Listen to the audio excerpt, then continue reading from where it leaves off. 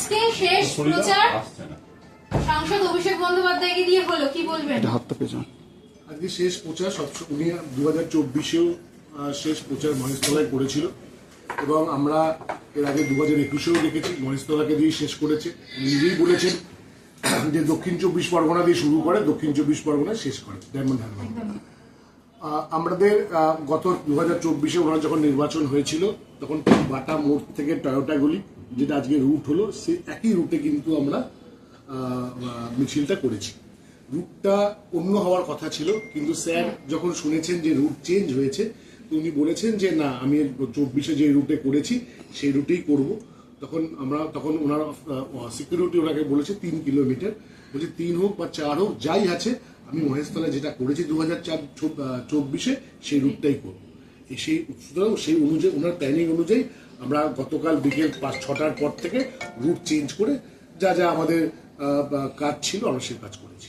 আচ্ছা, আজকের যে প্রচার তো শেষ হলো, আপনার এতদিন ধরে ডোর টু ডোর প্রচার করছেন, প্রিপারেশন কেমন ছিল? মানুষের কাছ থেকে কতটা স্বতঃস্ফূর্ততা? দেখুন, আমি প্রায় 24টা ওয়ার্ড ডোর টু ডোর করেছি, যেহেতু পায়ের চোট এসে গেল বলে আর আমি হাঁটতে পারলাম না।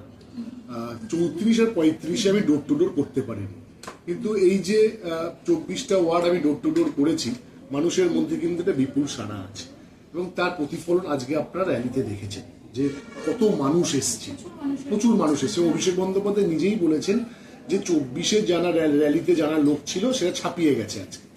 এবং শুধু র্যালি বলেই নয়, রাস্তার দুদিকেই স্বতঃস্ফূর্ত কিন্তু মহিলারা দাঁড়িয়েছিল।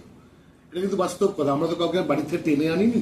মিছিলে যারা যোগ দিয়েছে বা রাস্তার বোথ দা সাইড, ডান দিকে এবং বাঁ দিকে প্রচুর মহিলারা ছিল এবং প্রত্যেককে আমি দেখেছি হাসি মুখে অভিষেক বন্দ্যোপাধ্যায়কে গ্রহণ করেছেন।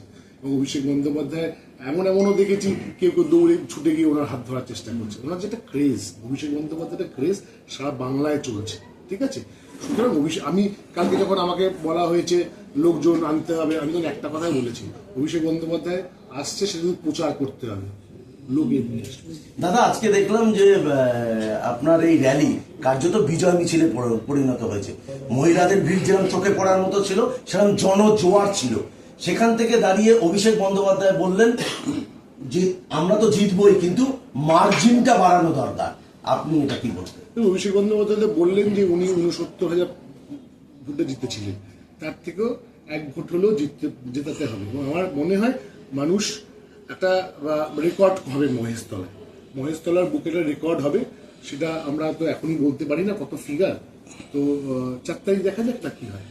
মহেশতলার হসপিটাল, সুপার স্পেশালিটি হসপিটাল রয়েছে, কিন্তু সরকারিভাবে হসপিটালের খুব অভাব, মানে স্বাস্থ্য পরিকাঠামোর খুব অভাব। সেটা কিভাবে আপনি বিধায়ক? দেখুন, আমি একটা কথা বলি, একটা মিটিংয়ে, প্রশাসনিক মিটিংয়ে আমাদের ম্যাম বলেছিলেন, সিএম ম্যাম বলেছিলেন যে হসপিটাল করাটা বড় কথা না, বড় কথা হচ্ছে ডাক্তার, ঠিক আছে?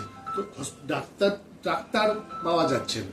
তো আমরা আমাদের কাছে জায়গা আছে হসপিটাল করার মতন। অভিষেক বন্দ্যোপাধ্যায়কে আমরা বলবো, অবশ্যই বলবো, একটা যদি হসপিটাল উনি করতে পারেন তো আমাদের প্রত্যেকের ভালো হয়, সরকারি হসপিটাল। তারাতলা থেকে আপনার পুরো এইদিকে গজগজ অব্দি কোনো সরকারি বাস সেইভাবে বাসের ব্যাপারে আমি বলছি, বাসের ব্যাপারে কথা হয়েছে। একটা বাস যেটা আমাদের ইডেন সিটি থেকে চলতো আপ টু সল্ট লেক, যেই রুটে চলতো, ওই পরিষেবাটা আমরা খুব শীঘ্রই চালু করবো। ওটা অর্ডার, যেহেতু এমসিসি চলছে বলে অর্ডার হয়নি, সাংসদ অলরেডি বলে দিয়েছে এমসিসি উঠলেই ওই অর্ডারটা হবে। দাদা, আমার দুটো প্রশ্ন। দাদা, 4 তারিখের পর মহেশতলা বিজেপি পার্টিকে মাছ বিক্রি করার কথা বললেন। দমকলের খুব প্রয়োজন। দমকলটা হলে স্যার তো বলেই দিলেন ফার্স্ট প্রায়োরিটি দমকল করবে। আরেকটা দাদা, আমি দেখছি প্রচারে যে আপনার যে আশীর্বাদ, ভালোবাসা, মায়েরা আসছে, সব আসছে, কিন্তু আপনার মুখে ভাষা জ্ঞান এত সুন্দর, এত রাজনীতি আমি দেখলাম, যে ভাষা জ্ঞানটা ভালো হওয়া উচিত, কি মনে করেন? 100 রাজনীতিতে ভাষা জ্ঞান ভালো না হলে কি করে হবে? আমি রাজনীতি করতে এসেছি, আমি যাকে তাকে গালাগাল দিতে পারি? ভাষাটাই তো সবকিছু, হাসি আর ভাষা থাকলে সব ঠিক। আমার যদি মুখের ভাষা খারাপ হয়, মানুষ আর গ্রহণ করবে কেন? আমি যদি রাজভারী মানুষ হই, গুরু গম্ভীর থাকি, আপনি আমার কাছে আসবেন? আপনি যদি আমার কাছে এসছেন একটা কথা বলতে, আমিও মুখ ফুলিয়ে বসে আছি, আপনি আমার সাথে কথা বলবেন? কতক্ষণ কথা বলবেন? 2 মিনিট 3 মিনিট 5 মিনিটে চলে যাবেন।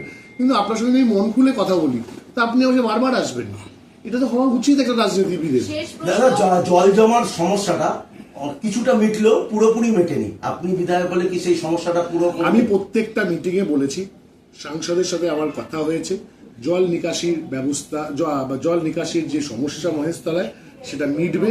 আমরা অলরেডি ওল্ড মণিখাল কাটছি, মানে অলমোস্ট ফিনিশ। আমরা চিতির খাল কেটেছি, আমরা মহাদেবপুর খাল কেটেছি, এবং পরবর্তীকালে আমরা আমাদের বাটার দিকে যে খাল আছে মিরপুর খাল যেটা খুব ইম্পর্টেন্ট, এই মিরপুর খাল আমাদের যে কোনো উপায় কাটতে হবে।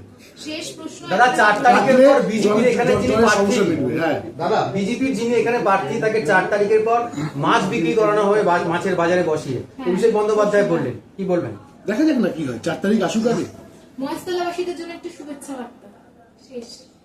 মহেশতলাবাসীর কাছে আমার একটাই আবেদন, আমরা উন্নয়নের নিরিখে ভোট চেয়েছি।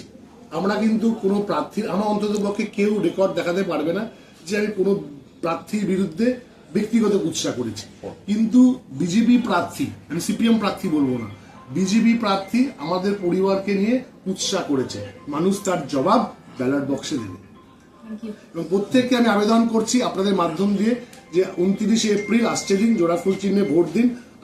আমার বটন নাম্বার হচ্ছে 3। আমাকে বিপুলভাবে আশীর্বাদ করবেন। আমি সর্বদা, অভিষেক বন্দ্যোপাধ্যায় ভুলে গেছেন, রাত 12টা হোক আর দুপুর 12টা হোক আর সন্ধ্যা 5টা হোক, আমি আপনাদের সঙ্গে থাকবো। এই বইটা আমার প্রতিশ্রুতি। বিজেপির প্রার্থী পরিবারতন্ত্র নিয়েও অভিযোগ করেছে, সেটা নিয়ে কিছু বলার আছে? না, আমি তো বললাম ব্যক্তিগত কোনো আমি কোনো ক্ল্যাশে যাব না। শুধু একটা কথাই বলবো যে 2009 সাল থেকে 2014 সাল উনি সিআইসি হেলথ ছিলেন দুলাল দাসের পায়ে ধরে। দাদা অন্নপূর্ণা ভান্ডারে যে 3000 টাকার ফর্মটা ফিল আপ হচ্ছে, ইতিমধ্যে একটা আমরা কমপ্লেন করেছি আরোকে। একটু ভিডিওটা ভাইরাল হয়েছে যে বস্তা বস্তা অন্নপূর্ণা ফর্ম পাওয়া গেছে। রাতের অন্ধকারে বিলি করছে। সৎ সাহসী থেকে দিনের অন্ধকারে দিনের আলোতে বিলি করলো না কেন? বাজেটে পার্লামেন্টে নির্মলা সীতারামন 1 ফেব্রুয়ারি বাজেট পেশ করেছে, ওইখানে কেন বাজেটে পেশ বললো না যে অন্নপূর্ণা ভান্ডার বাংলা সহ সারা ভারতবর্ষের মহিলাকে দেওয়া হবে? আমাদের দিদি মমতা বন্দ্যোপাধ্যায় বাজেটে ঘোষণা করেছে 1500 টাকা লক্ষ্মীর ভান্ডার, 1700 টাকা লক্ষ্মীর ভান্ডার জেনারেল এবং SC/ST ক্যাটাগরিদের দেওয়া হবে, বাজেটে ঘোষণা করেছে। আর ওরা বাজেটে ঘোষণা করছে, আমাদের সৎসাহস তো নেই। দিল্লিতে আমরা দেখেছি ওরা বলেছে যে লাডলি বাহানার নামে 3000 টাকা দিল্লির মহিলাদের দেবে, 14 মাস হয়ে গেছে, 1 টাকাও দেয়নি। সুতরাং প্রতিশ্রুতি নয়, আমরা কর্মে বিশ্বাস। কর্ম করুন, মানুষ নিশ্চয়ই আপনাকে ভালোবাসবে। আপনি কর্ম করবেন না, ভোটের সময় সে বাওয়াল দেবেন, এটা হতে পারে। নরেন্দ্র মোদী বলছে 4 তারিখ উনি বাংলায় আসতে পারেন, মোস্ট ওয়েলকাম।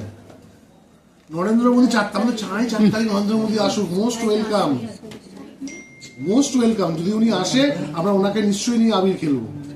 বাংলার সংস্কৃতি জানে না, অথচ বাংলা দখলের চেষ্টা, কি বলবেন এটা নিয়ে? বাংলা সংস্কৃতি, ওরা কোন সংস্কৃতি জানে? সেটাই তো। ওরা গুজরাটের সংস্কৃতি জানে, মধ্যপ্রদেশের সংস্কৃতি জানে, কিন্তু বাংলার কালচারটাই আলাদা। বাংলার মানুষ অনেক চালাক, অনেক বুঝদার, তারা জানে কাকে ভোট দিতে হবে। সুতরাং 11 থেকে 16-তে বেশি সিট পেয়েছি, 16 থেকে 21-এ বেশি সিট পেয়েছি, 21-এর থেকে 26-এ বেশি সিট পাবো। মমতা বন্দ্যোপাধ্যায় 4র্থবারের জন্য মুখ্যমন্ত্রী হবে, শুধু সময়ের অপেক্ষা।